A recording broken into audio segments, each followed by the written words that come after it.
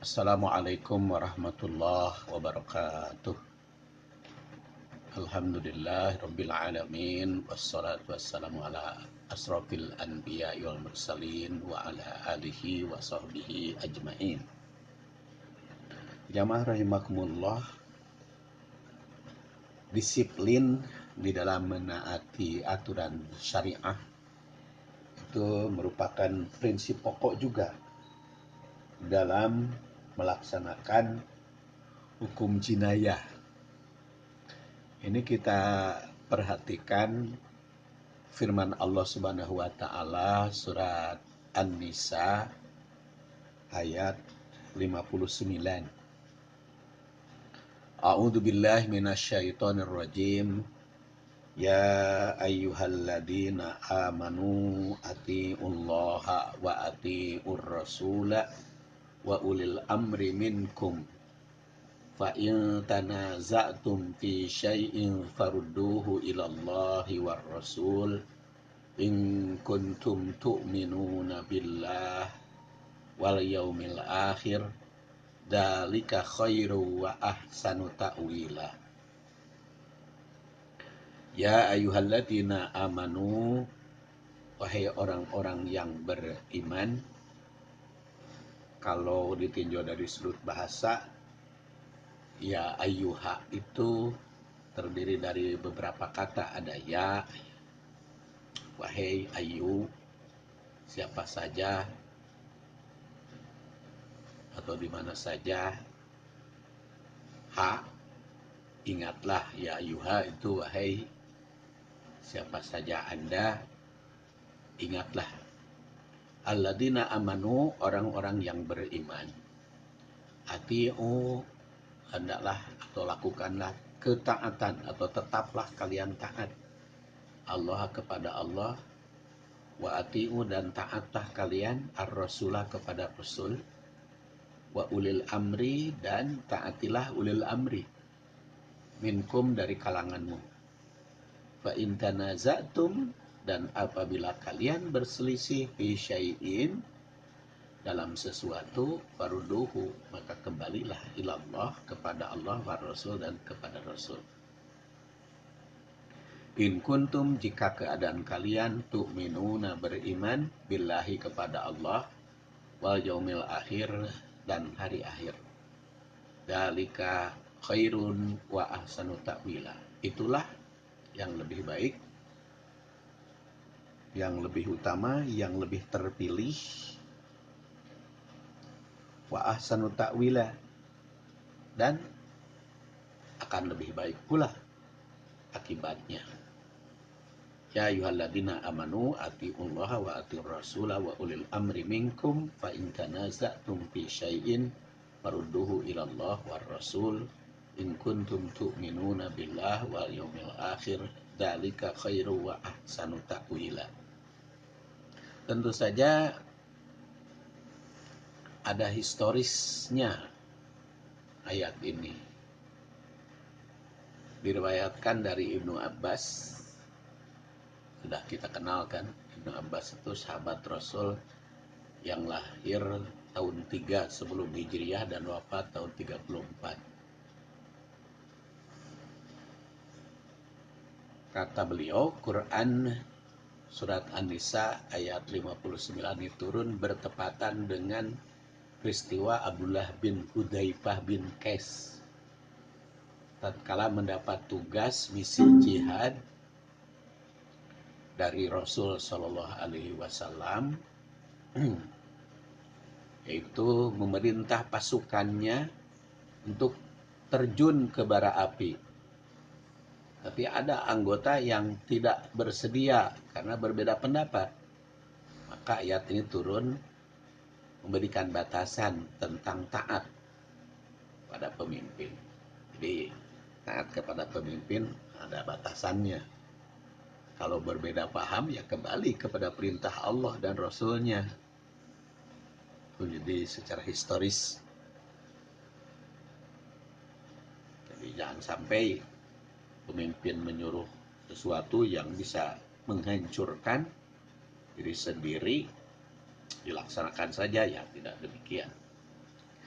Menurut At-Tabari yang lahir 224 wafat 310 Hijriah, ayat ini turun berkaitan dengan Ammar bin Yasir yang melindungi tawanan tanpa perintah panglimanya, yaitu Khalid bin Walid. Sehingga mereka berbeda pendapat. Maka dengan turun ayat ini tegas, jika ada perbedaan pendapat antara pemimpin dengan yang dipimpin, itu mesti kembali kepada Allah dan Rasulnya. Jadi kalau perbedaan pendapat itu kan bisa saja terjadi. Nah, bagaimana sikap kita kalau berbeda paham dengan pemimpin? Ya, kita kembali kepada Allah dan Rasul. Yang cocok dengan aturan Allah dan Rasul, ya kita taati. Kalau yang tidak cocok, ya tidak perlu ditaati.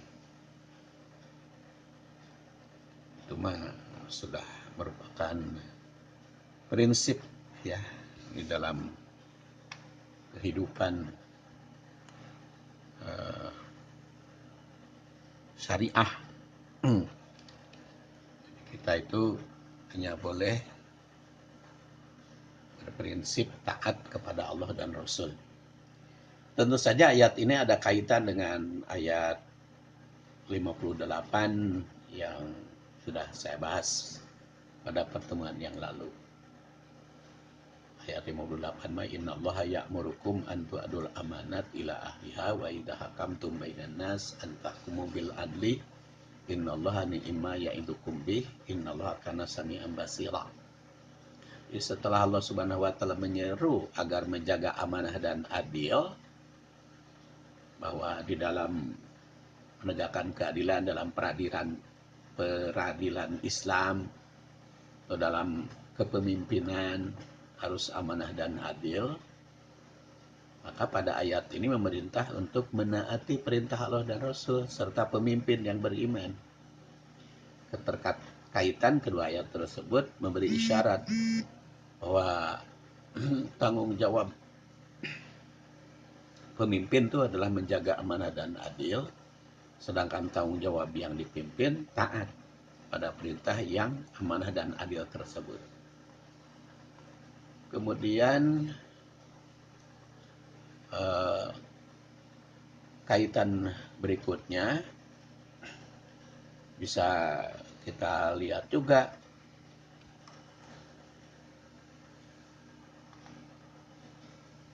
ayat 58 menyeru agar orang yang mukmin menjaga amanah tatkala menerima kepercayaan, itu ayat 58, dan menjaga keadilan tatkala menjaga kekuasaan. Ayat berikut menyeru agar menaati segala perintah Allah, Rasul, dan menaati pemimpin yang beriman. Berarti keterkaitannya kedua ayat tersebut memberi isyarat bahwa menjaga amanah dan adil itu berlaku bagi semua pihak, baik bagi pemimpin maupun yang dipimpin. Kalau bagi pemimpin menjaga keadilan, amanah, itu dengan berprinsip bagaimana mereka berlaku kepada yang dipimpin, dan yang dipimpin juga harus menjaga amanah berkaitan dengan pemimpinnya. Kemudian yang ketiga, jika ayat 58 yang lalu dipahami sebagai dasar pemerintahan, yaitu amanah dan adil, maka ayat 59 ini merupakan asas berikut, itu ketaatan pada segala aturan yang telah ditetapkan Allah, Rasul, dan pemegang kekuasaan. Bagaimanapun baiknya pemimpin yang amanah dan adil itu tidak akan bisa berjalan, baik pemimpin negara, rakyat. Kalau rakyatnya tidak patuh, susah. Nah, jadi dengan demikian syarat negara itu harus baik, pemimpin kepada rakyat, rakyat juga kepada pemimpin yang amanah dan adil itu. Harus keterkaitan masing-masing disiplin. Keempat, jika keterkaitan kedua ayat ini ditinjau dari sudut amanah, mengisyaratkan bahwa yang mesti dijaga itu terdiri dari amanah uluhiyah, itu amanah Allah, amanah risalah, misi Rasul, dan amanah imarah, pemerintahan. Sekarang kita lihat tafsir sekilas ya. Ya ayyuhalladzina amanu. Ini yang dipanggil adalah iman. Nah, jadi ada memberi isyarat panggilan ya ayyuhalladzina amanu. Pertama, keimanan itu menjadi syarat mutlak untuk mendapatkan seruan ayat ini. Ada yang dipanggil ya ayyuhalladzina amanu. Kedua, iman mesti dijadikan landasan dalam berpikir, bersikap, dan bertindak. Bahkan berucap ya. Berucap, berpikir, bertindak, dan bersikap. Terus dasar iman. Ketiga, panggilan ayat ini menyeru mukmin taat, patuh pada Allah dan Rasul. Oleh karena itu, taat kepada Allah dan Rasul harus dilandasi iman. Kemudian iman mesti diwujudkan dalam segala aspek kehidupan. Baik secara pribadi, berkeluarga, bermasyarakat, berpemerintah, bernegara. Kelima, ayat ini juga turun di Madinah yang saat itu masyarakatnya masih terdapat antara mukmin dengan non-mukmin. Maka yang dipanggil di sini mukmin. Oleh karena itu yang keenam, ya ayyuhalladzina amanu ini mengandung arti iman mesti dijadikan dasar dalam peradilan, dalam pemerintahan. Jadi kalau di Indonesia ini negara berdasar ketuhanan yang Maha Esa, bagi kita sebagai muslim, berarti negara Indonesia ini berdasar keimanan. Kan kalau prinsip ketuhanan yang Maha Esa, ya bagi mukmin